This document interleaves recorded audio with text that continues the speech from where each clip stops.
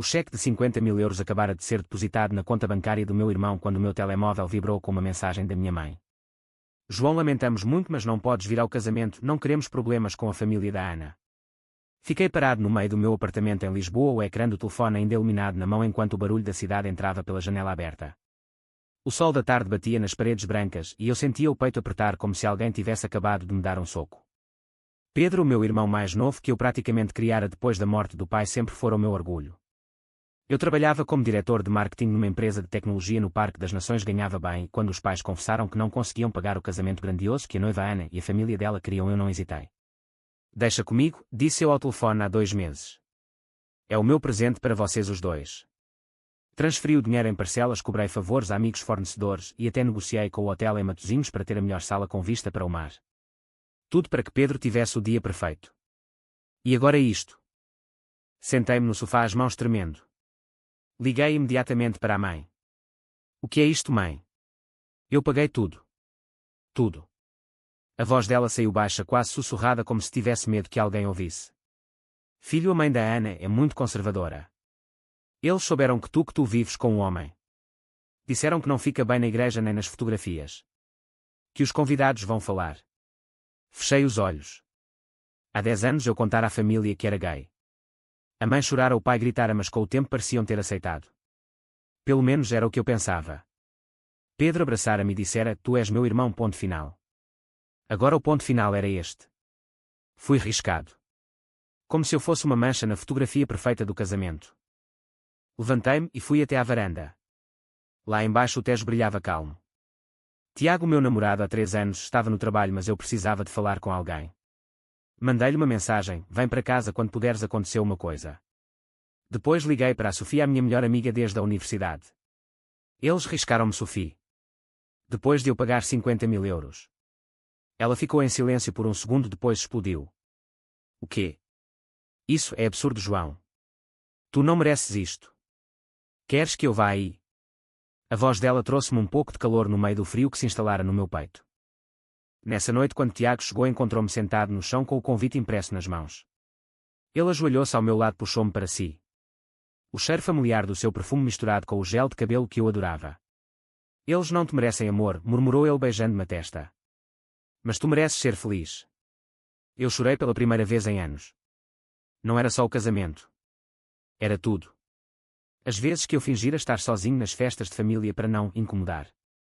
As olhadelas da tia Margarida quando eu mencionava Tiago. A forma como o pai antes de morrer dissera: espero que um dia mudes. Agora o preço da minha identidade era ser apagado do dia mais importante da vida do meu irmão. No dia seguinte fui trabalhar como um autómato. Reuniões, apresentações, e-mails, mas a mente estava longe. Ao almoço a Sofia apareceu no escritório com 2 cafés e um abraço forte. Vamos processá-los, brincou ela tentando aliviar. Mas eu sabia que não era questão de dinheiro. Era questão de amor. Ou falta dele. Pedro enviou-me uma mensagem à tarde: irmão, a mãe contou-me. Desculpa, eu tentei falar com ela, mas ela diz que é pela Ana. Tentei responder, mas os dedos pararam. O que dizer? Tudo bem por ter pago o teu casamento e agora ser tratado como leproso. Em vez disso escrevi apenas ok. E apaguei depois. À noite Tiago cozinhou massa com molho de tomate fresco como eu gostava. Sentámo-nos na varanda a ver as luzes da cidade acenderem-se. Queres ir ao casamento na mesma? Perguntou ele. Eu abanei a cabeça.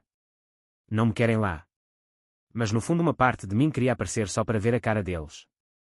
Só para mostrar que eu existia. Que o irmão que pagara tudo não era invisível. Tiago apertou a minha mão. Seja o que decidires, eu estou contigo. Pela primeira vez senti que talvez o amor que eu construíra com ele fosse mais forte do que o sangue que me rejeitava. Mas ainda doía. Doía tanto que parecia que o peito ia rebentar. A semana seguinte passou num borrão de raiva contida e noites mal dormidas. Eu tentava concentrar-me no projeto novo da empresa, uma campanha para uma marca de vinhos do Douro, mas cada vez que abria o computador via a pasta Casamento Pedro, com todos os orçamentos, faturas e e-mails trocados. Apaguei-a. Depois recuperei do lixo. Era patético. Sofia insistiu em levar-me a um jantar com os nossos amigos do grupo LGBT de Lisboa.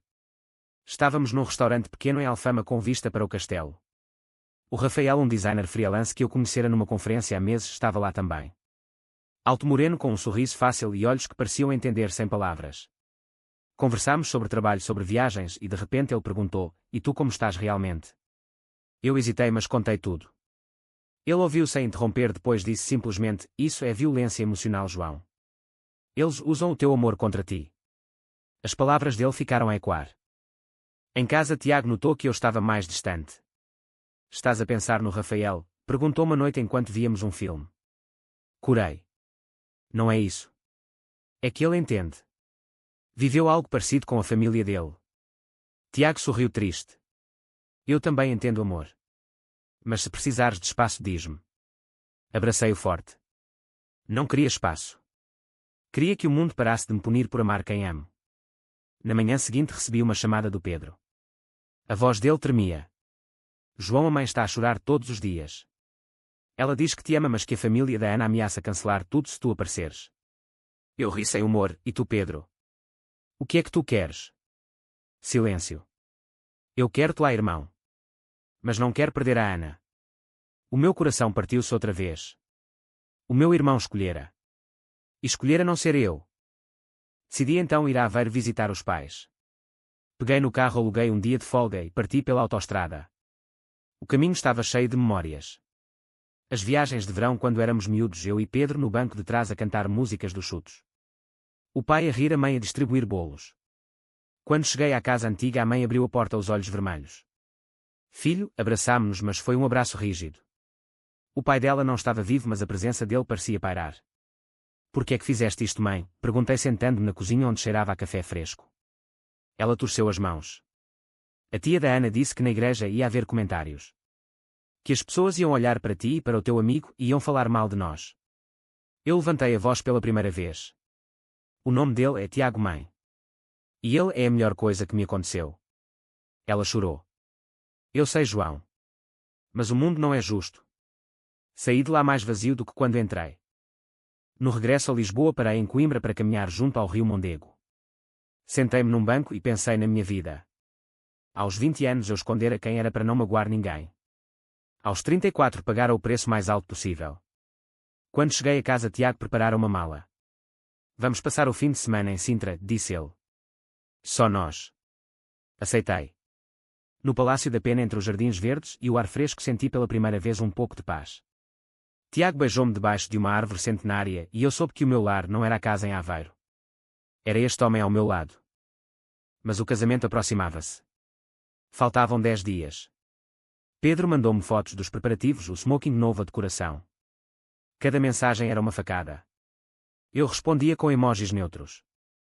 À noite tinha pesadelos onde eu entrava na igreja e todos viravam as costas. Acordava suado e Tiago abraçava-me até eu voltar a dormir. Sofia organizou uma reunião do grupo para falar de famílias escolhidas. Lá conheci mais histórias iguais à minha. Um rapaz de Braga que não fora ao batizado da sobrinha. Uma mulher de Faro riscada do testamento. Percebi que não estava sozinho. Mas isso não tirava a dor. Só a tornava mais coletiva. O Rafael ligou-me inesperadamente numa terça-feira à tarde. "Ouvi dizer que estás a passar por um mau bocado. Queres tomar um café?" Encontrámo-nos num café em Campo de Ourique.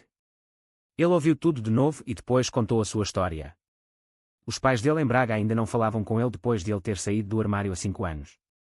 "Eu paguei a universidade da minha irmã e mesmo assim eles dizem que eu sou uma vergonha." Rimos amargamente. Depois ele disse algo que me ficou.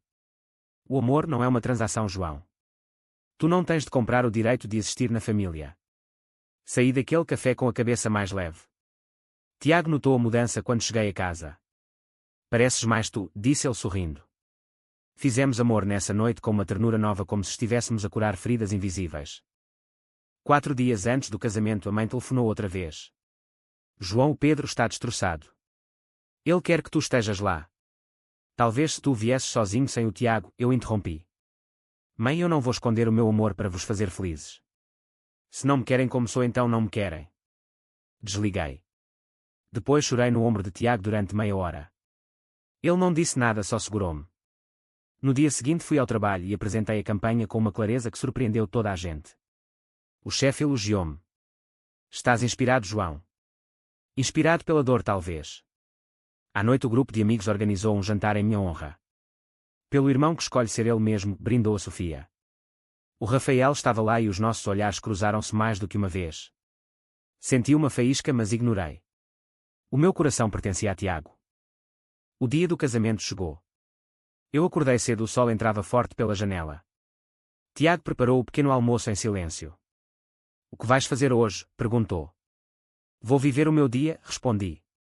Fomos passear na praia de Cascais. O vento salgado batia-nos no rosto e eu senti-me vivo pela primeira vez em semanas. Enquanto caminhávamos de mãos dadas vi casais heterossexuais felizes e pela primeira vez não senti inveja. Tinha o meu próprio amor. À tarde recebi uma mensagem do Pedro com uma foto dele vestido de noivo. Irmão, sinto a tua falta. Respondi, eu também. E era verdade. Mas a falta não era suficiente para me fazer esquecer o que me tinham feito. Nessa noite Tiago e eu fomos a um concerto de fado em Alfama. A voz da cantora falava de saudades e de amores perdidos. Eu segurei a mão dele por baixo da mesa e pensei que talvez o meu fado fosse diferente. Talvez o meu amor fosse a vitória. Quando voltámos para casa encontrei um envelope na caixa do correio. Era da mãe. Dentro uma carta escrita à mão. Filho, perdoa-nos. Nós amamos-te, mas temos medo. Um dia talvez entendas. Rasguei-a ao meio e depois colei-a de novo. Guardei-a na gaveta. Não era perdão ainda. Era apenas um começo. 2 semanas depois do casamento o Pedro apareceu no meu escritório em Lisboa sem avisar. Estava bronzeado da lua de mel, mas os olhos tinham olheiras. Podemos falar. Fomos a um bar perto. Ele pediu uma cerveja e eu um sumo. O casamento foi bonito, João. Mas faltaste tu. Eu olhei para ele. Tu riscaste-me, Pedro. Tu deixaste. Ele baixou a cabeça. A Ana chorou no dia. Ela disse que não era justo, mas a mãe dela ameaçou deserdá-la se eu insistisse. Ri-me baixo. Então o dinheiro dela vale mais do que o meu irmão. Ele estremeceu. Não é isso. Eu amo-te, João. Sempre amei. Ficámos em silêncio. Depois ele tirou do bolso um envelope. Isto é para ti. O dinheiro que pagaste. Vou devolver tudo. Empurrei o envelope de volta. Não quero o teu dinheiro. Quero o meu irmão. Ele chorou ali mesmo no bar. Eu abracei-o e por um momento foi como quando éramos miúdos. Mas eu sabia que nada seria igual. Em casa contei tudo a Tiago. Ele ouviu e depois disse, talvez seja hora de pôr os limites, João. Não podes continuar a pagar com o teu bem-estar. Concordei. No fim de semana seguinte organizámos um jantar em casa só para nós dois, e a Sofia e o Rafael. O Rafael trouxe um vinho do Alentejo e rimos muito. Pela primeira vez senti que estava a construir a minha própria família. Uma escolhida, não imposta. O Rafael e eu trocámos números e começámos a falar mais. Não era romance. Era amizade profunda de quem partilha cicatrizes. Tiago viu e sorriu. Gosto dele. É bom para ti. A mãe telefonou uma vez por mês depois disso. Conversas curtas e educadas. Nunca mencionava o Tiago. Eu mencionava sempre. O Tiago mandou um beijo, dizia eu. Ela mudava de assunto. Mas eu não cedia. No trabalho fui promovido. O chefe disse, tu mudaste, João. Estás mais forte. E era verdade. A rejeição forçara-me a olhar para dentro. A aceitar que o meu valor não dependia do sangue. Numa tarde de outono fui a Aveiro sozinho. Levei flores para o túmulo do pai. Sentei-me lá e falei com ele. Pai, eu sou gay. E sou feliz. Um dia vais entender. O vento agitou as árvores como se respondesse. Quando voltei a Lisboa senti uma paz nova. Tiago esperava-me com o jantar pronto. Beijámo-nos longamente na cozinha e eu soube que o meu futuro estava ali. O Natal aproximava-se e a mãe convidou-me para Aveiro. Só tu, João. O Pedro e a Ana vêm. Eu disse que ia, mas com o Tiago. Silêncio do outro lado. Mãe, ou nós os dois ou nenhum. Ela acabou por aceitar. Foi tenso. A Ana evitou olhar para nós. O Pedro tentou fazer piadas. Mas eu e Tiago sentámo-nos à mesa de mãos dadas e falámos de viagens de planos. A mãe serviu o bacalhau e por um momento pareceu normal. Depois a tia Margarida chegou e o ar ficou pesado. Então, João, sempre com o teu amigo, disse ela com desdém. Eu levantei-me. O nome dele é Tiago, tia.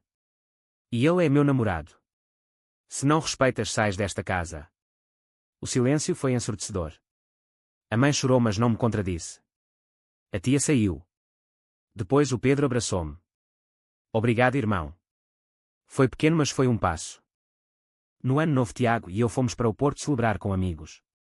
O fogo de artifício sobre o Rio Douro iluminou o céu e eu pedi o Tiago em casamento ali mesmo no meio da multidão. Ele disse sim com lágrimas nos olhos. Quando contei à mãe por telefone, ela ficou em silêncio longo. Depois disse, parabéns, filho. Foi o primeiro reconhecimento verdadeiro. Não perfeito, mas real. O Rafael tornou-se parte do grupo. Ele e a Sofia começaram a namorar e eu ri-me da ironia. A vida seguia. Mas eu mudara. Já não pagava para ser amado. Exigia respeito. E encontrava-o onde realmente importava. Os meses passaram e o meu casamento com o Tiago aproximava-se.